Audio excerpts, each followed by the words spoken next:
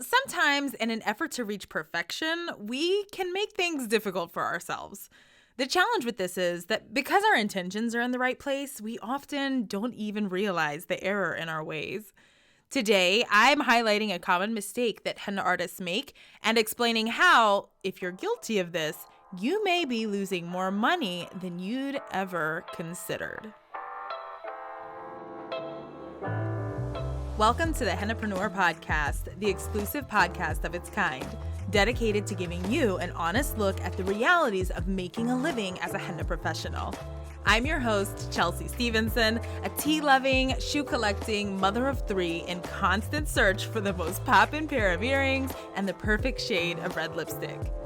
I'm also a professional henna artist and business strategist who went from barely being able to piece together a fluid design to being the owner of the most celebrated henna boutique in my city. I'm on a mission to help henna professionals to harness their skills and grow vibrant, profitable businesses that they absolutely love. If you want to make more money with your art, you are definitely in the right place. Let's get to it. Hey, hennapreneurs. So, question. What does it take for potential clients to book you? Really think about it. If you've got a piece of paper nearby, you might even take a moment just to write it out. After they've found you and fallen in love with your art, and they're ready to book that appointment, then what? What happens next? Be specific. Do they have to text or email back and forth with you to explore their options and match up availabilities? Do they have a long and exhaustive list of all the different services that you can provide? You know exactly what I mean, so don't even play. Let's, small appointment, large appointment, top of the hand only, hand and wrist with one finger, hand with all fingers with moderately intricate designs, hands with all fingers, both sides with intricate designs, finger capping optional. It's just too much. Look, as the professional, we all know the different ways that clients might wish to experience our services.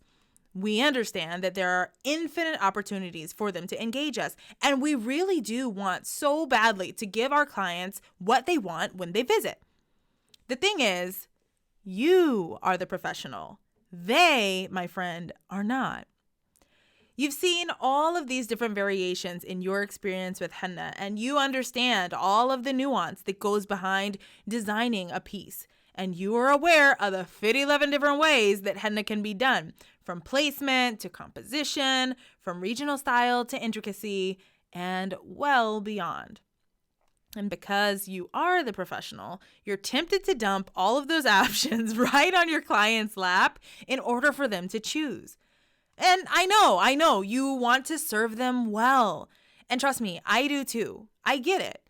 But do you know what most people do when they're faced with having too many options? They choose none. By dumping all of these options on your client's lap, what you're doing is placing them in a position to have to make one decision after the next. And decision fatigue is a real thing.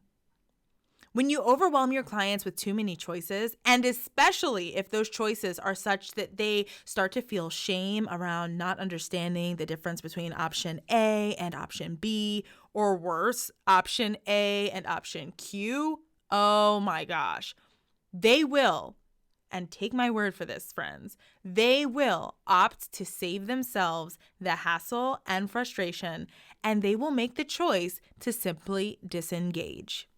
Okay. No, let me repeat that again because I feel like I might have lost a few.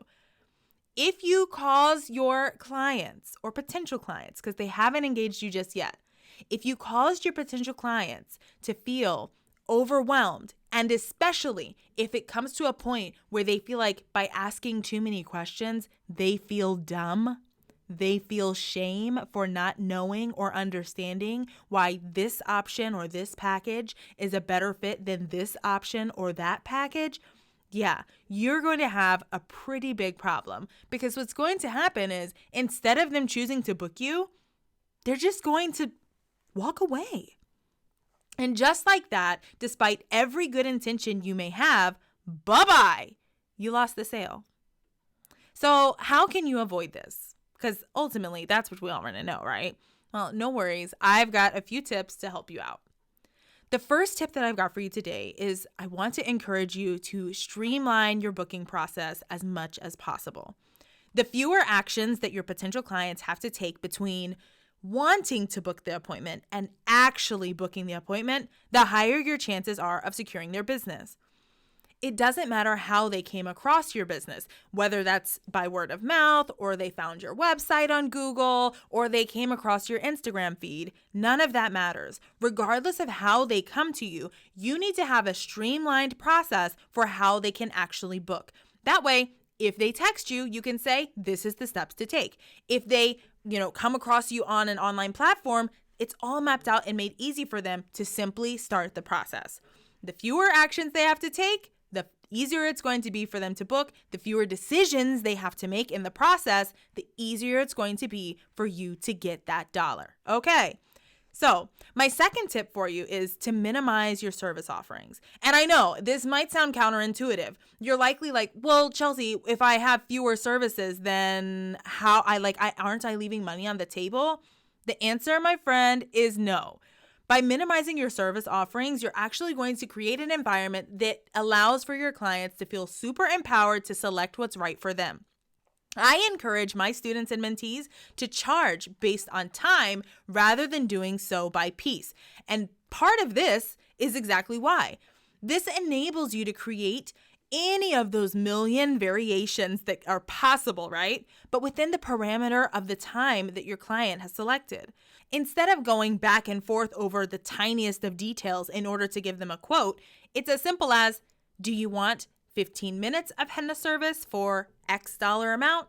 Or would you prefer an hour henna service for Y dollar amount? It's a much easier conversation to navigate, and it makes it simple for your clients to pick what they want.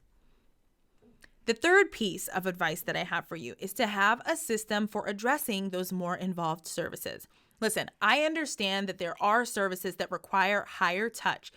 For example, if you're a bridal artist, it's likely that you are going to have a lot of things that you're going to want to review with your clients. You want to get a feel for their style. You want to understand how much coverage they want. You want to know how intricate those pieces are going to be. You want to know if they're going to be booking you just for their pieces or also for pieces for their mother, for their sisters, for their bridal party, for perhaps their sangeet, etc. There is a lot that goes into that. I know. But instead of having your client have to select all of those pieces on their own and navigate all of the 50 million options that you have, just imagine how exhausting that would be. Instead, what I would suggest is requiring a compulsory bridal consultation with all of your potential bridal clients and charge for it. During that time, you can ask them all of the questions that you need answers to so that you can give them a proper quote for their booking. And you can do it in such a way that's less exhausting for them while also respecting your time and your value. Make it easy, friends. Make it easy for your clients to access you. They'll appreciate you for it, and you'll see the revenue in your business begin to rise as well. So, with that said, I'd love to leave you with this to think on. How can you make the booking process easier for your guests? If you're working with those smaller services, in what ways can you streamline your booking process? In what ways can you minimize those offerings and make them a simple pick A or pick B, right? Rather than here's this huge list of options for you to select from. And if you're dealing with a more involved sort of designing, like with bridal henna, or even perhaps with a prenatal session or other sorts of specialty offerings, how can you create an environment where your clients are able to book something with you and where you will be compensated for that time, but giving yourselves also a space and a time during which you're going to be able to assess their needs and give them a quote for that larger package down the line. I invite you to think on this and really be honest with yourself. Come up with a tangible solution, one that allows for you to actually take an action inside of your business to refine your process and allow for your systems and strategies to be more user-friendly for your potential clients. If you need some help brainstorming, or if you know exactly what you're going to do, let me know inside of the Hennapreneur community. You can join in on the conversation there by visiting hennapreneur.com/community. I'd love to hear your insights. Until next time, bye for now. I've got a serious question for you. Are you ready to stop playing small with your art and to take your business to the next level? Are you tired of feeling like you're doing it all to grow your business, but you just aren't seeing the results and the success that you're looking for? Perhaps you've got clients here and there, but you know inside that your potential expands far beyond what your business is generating today. You may know that you're a solid artist, but you can't seem to crack the code on the business side of things, and you may find yourself wondering, what gives? If any of this sounds like you, listen up, because I've got some really great news for you. I've got a free on-demand masterclass called 5-Figure Foundations, where I'll teach you my framework for how to build a profitable henna business. During the masterclass, you'll learn how to position your henna business for success, even if you don't have any background in practical business management. You're going to learn the critical steps you need to take in order to get your budding business started off right, or to correct the broken one that's burning you out. You're going to learn why you need systems, not feelings, to make more money and to expand your business. We're going to get real clear, real fast about how you're likely getting in your own way right now and how you can remove the frustrations that are holding you back.